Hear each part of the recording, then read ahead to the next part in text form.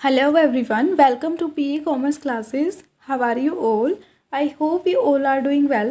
आज के वीडियो में हम डिस्कस करेंगे working capital, operating cycle of working capital and approaches of working capital के बारे में। सो स्टार्ट करते हैं। वर्किंग कैपिटल क्या होती है? Working capital typically means the firm holding of current और short term assets such as cash, receivables, inventory and marketable securities. अब देखिए, जो फर्म में, जो कंपनी में वर्किंग कैपिटल होती है उसको हम क्या मानते हैं? जो करंट और शॉर्ट टर्म में कंपनी की एसेट्स होती हैं। अब करंट एसेट्स कौन सी होती हैं? जिनको विद इन 1 ईयर आप कैश में कन्वर्ट करा सको। उनमें क्या क्या आता है? देखो, जो कैश इन हैंड होता है, कैश एट बैंक, वो तो कैश की फॉर्म में होते ही हैं। And receivables, inventory and marketable securities, इन सभी को हम क्या मानते हैं? करंट एसेट, क्योंकि इनको विद इन 1 ईयर आप क्या कर सकते हो? कैश में कन्वर्ट कर सकते हो। These items are also refer to as circulating capital, और इनको आप क्या मानते हो? Circulating capital. ये कैपिटल को सर्कुलेट करते हैं ये सभी items. Corporate executive devote a considerable amount of attention to the management of working capital. अब देखिए, वर्किंग कैपिटल पर इतना ध्यान देने की ज़रूरत क्या है कि देखिए, अगर एक कंपनी के पास working capital proper adequate form में नहीं होगी तो हो सकता है कि जो कंपनी के शॉर्ट टर्म के लिए जो पेमेंट करनी है उसको वो उस टाइम पर अवेलेबल ना हो, तो इससे कंपनी की गुडविल को लॉस होगा। एंड अगर कभी इमरजेंसी अगर कुछ हो जाती है कंपनी में, उसके लिए कैश की ज़रूरत है, लेकिन अगर कंपनी में नहीं होगा, वर्किंग कैपिटल नहीं होगी, तो भी प्रॉब्लम को फेस करना पड़ेगा। और दूसरा रीज़न ये होता है कि अगर कंपनी में वर्किंग कैपिटल मीन्स कैश बहुत ज़्यादा है, वो बिल्कुल ऐसे ही यूज़लेस है कि ना तो कंपनी में उसका कोई काम है, और वो ऐसे ही कैश इन हैंड में रहने से उससे, मान लीजिए आप उसको कहीं इन्वेस्ट कर देते हो तो आपको उससे इंटरेस्ट मिलता। तो वर्किंग कैपिटल की एक ऐसी जो है लिमिट होनी चाहिए, आपके पास इतनी क्वांटिटी होनी चाहिए कि ना तो लिमिट से ज़्यादा हो ना ही लिमिट से कम हो, क्योंकि दोनों ही कंपनी के लिए लॉस में जाएंगी। सो ना तो लिमिट से ज़्यादा होनी चाहिए और ना ही लिमिट से कम होनी चाहिए। अब करंट एसेट क्या होती हैं वर्किंग कैपिटल में, जो कि अभी हमने डिस्कस किया। वर्किंग कैपिटल में आती हैं current asset, cash, cash in hand, cash at bank या कैश इक्विवेलेंट जो भी आइटम्स होते हैं वो, मार्केटेबल सिक्योरिटीज़, डेटर्स, रिसीवेबल्स, ये सभी किस में आते हैं? हमारे करंट एसेट्स में आते हैं, जिनको आप क्या कर सकते हो? With in 1 year without undergoing जिनकी वैल्यू भी डिक्रीज नहीं होगी, एज इट इज़ जो है आपको मिल जाते हैं, वो किस में आ जाएंगे? करंट एसेट्स में। ये नीचे जो है एग्जाम्पल गिवन है। एंड मेनली क्लोजिंग स्टॉक भी आता है। यस। अब नेक्स्ट है करंट लाइबिलिटीज़। अब करंट लाइबिलिटीज़ क्या होती हैं? जो विद इन 1 ईयर कंपनी को पे करनी पड़ेंगी। सो वो होती हैं हमारी करंट लाइबिलिटीज़। अब इसमें एग्जांपल क्या है? बिल्स पेबल है, अकाउंट्स पेबल है, बैंक ओवरड्राफ्ट है, आउटस्टैंडिंग एक्सपेंसेस है। ओवरड्राफ्ट आपको याद होगा, मान लीजिए आपके बैंक अकाउंट में 10,000 रुपीज़ हैं, लेकिन एज़ पर यूर इनकम देखे या फिर आपकी गुडविल के हिसाब से बैंक ने आपको फैसिलिटी प्रोवाइड की हुई है कि आपके बैंक अकाउंट में अगर 10,000 है, बट आप 15,000 तक क्या कर सकते हो?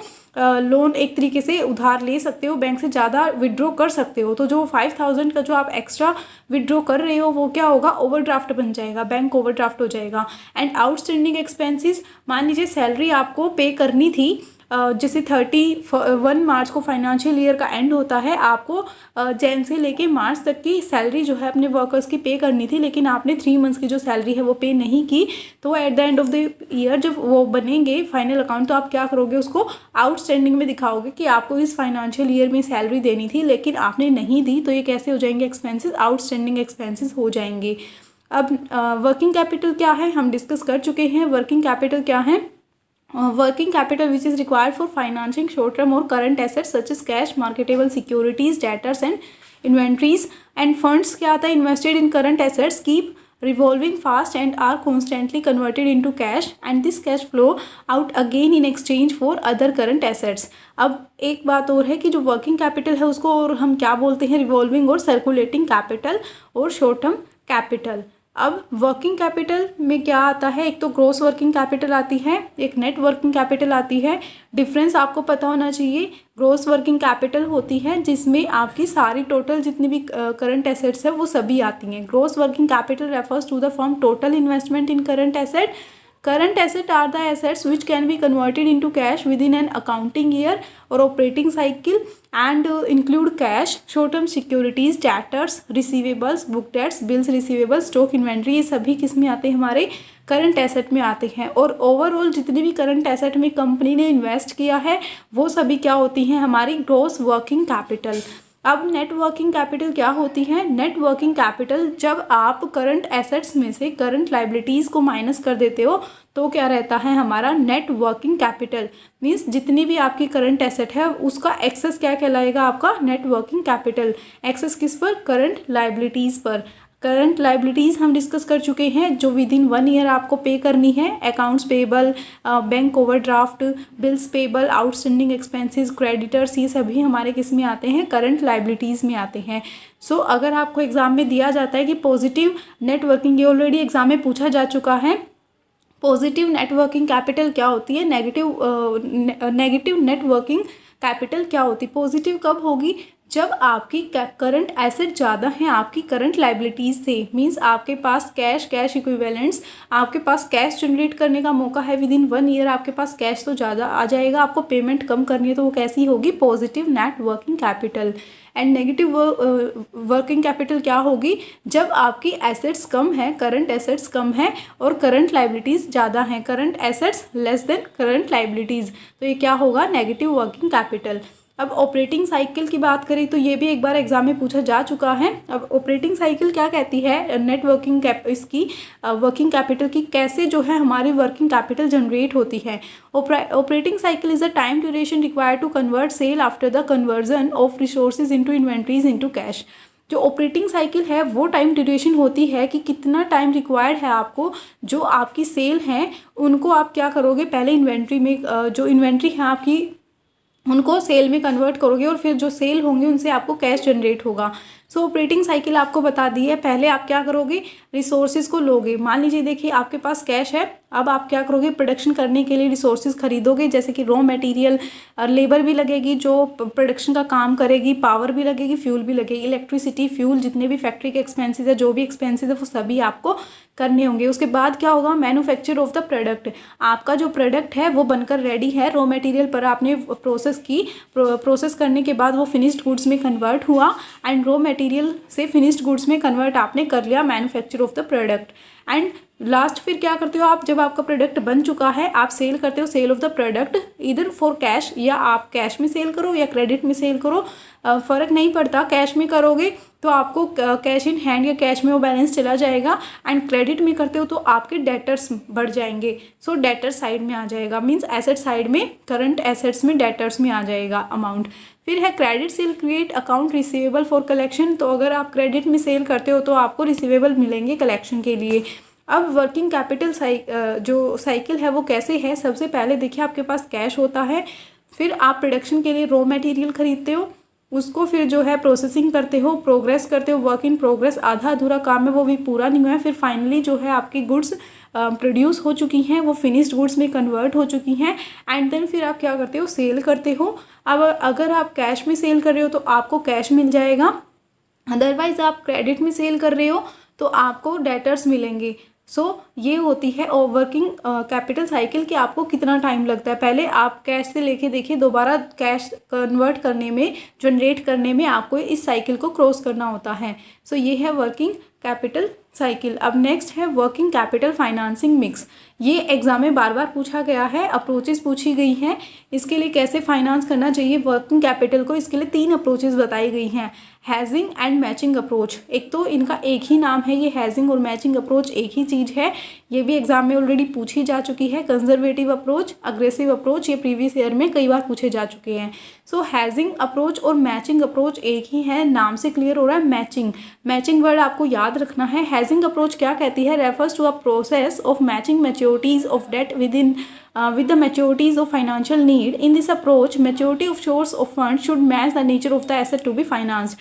अब जो ये हैजिंग अप्रोच है, जो मैचिंग अप्रोच है, वो ये कहना चाहती है कि आपको क्या करना है, जो भी आपका फंड है आप उसको एसेट, जो एसेट है उसकी नेचर से मैच करके ही फाइनेंस करो। ऐसा मतलब कैसे मैच करना है आपने?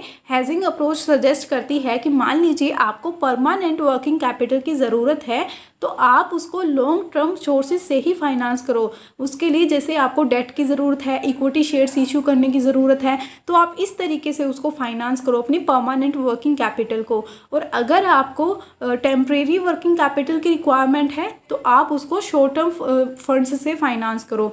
ये कहती है मैचिंग अप्रोच। मीन्स आपको परमानेंट की ज़रूरत है तो लॉन्ग वाले फंड्स की तरफ जाओ, एंड अगर आपको शॉर्ट टर्म मीन्स जो टेम्परेरी वर्किंग कैपिटल है उसकी रिक्वायरमेंट है तो आप शॉर्ट टर्म फंड्स की तरफ से उसको फाइनेंस करो। ये कहना है hedging approach and matching approach का, ये दोनों एक ही हैं। अब कंजर्वेटिज्म जो कंजर्वेटिव वाली अप्रोच है उसका कहना ये है, this approach suggested that the entire estimated investment in current assets should be financed from long term source. अब देखिए ये जो अप्रोच है ये कहती है कि आपको जितनी भी फाइनेंस की ज़रूरत है, जितनी भी आपको वर्किंग कैपिटल की रिक्वायरमेंट है, उसको आप कहाँ से फाइनेंस करो, लॉन्ग टर्म से करो। लॉन्ग टर्म सोर्स से मीन्स चाहे डेट है, प्रेफरेंस शेयर है या फिर इक्विटी है, उससे आप फाइनेंस करो। और शॉर्ट टर्म के लिए जो यूज़ है, जो शॉर्ट टर्म आपकी है फंड्स, उसको आप क्या करो, सिर्फ एमरजेंसी रिक्वायरमेंट में ही यूज़ करो। ये है कंजर्वेटिव वाली। अब देखिए जो आपने मैचिंग वाली देखी, हैजिंग वाली देखी, वो कहती है लॉन्ग वाली को परमानेंट, जो परमानेंट की रिक्वायरमेंट है उसको लॉन्ग टर्म वाले से करो, जो शॉर्ट टर्म की रिक्वायरमेंट है उसको शॉर्ट टर्म फंड से करो।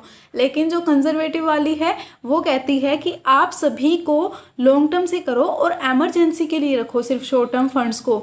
अब देखो थर्ड अप्रोच जो है अग्रेसिव अप्रोच। अब ये इससे भी एडवांस है। ये क्या कहती है, the aggressive approach suggest that the entire estimated requirement of current asset should be financed from short term sources. अब ये कहती है कि जितनी भी आपकी रिक्वायरमेंट है करंट एसेट के लिए उसको आप कहाँ से फाइनेंस करो, शॉर्ट टर्म से। और उसके साथ साथ अगर आपकी फिक्स्ड एसेट में भी अगर आपको इन्वेस्ट करना है तो उसको भी आप कहाँ से फाइनेंस करो, शॉर्ट टर्म सोर्सेज से। अभी तक देखिए मैचिंग हेजिंग वाली कह रही थी कि आप शॉर्ट टर्म को करो शॉर्ट टर्म वाले के लिए, और जो लॉन्ग टर्म फंड्स हैं उनको करो परमानेंट वर्किंग कैपिटल के लिए। अब कंजर्वेटिव वाली कह रही है कि सभी को करो आप लॉन्ग टर्म से, एंड जो आपकी शॉर्ट टर्म वाली है उसको आप एमरजेंसी के लिए रख दो।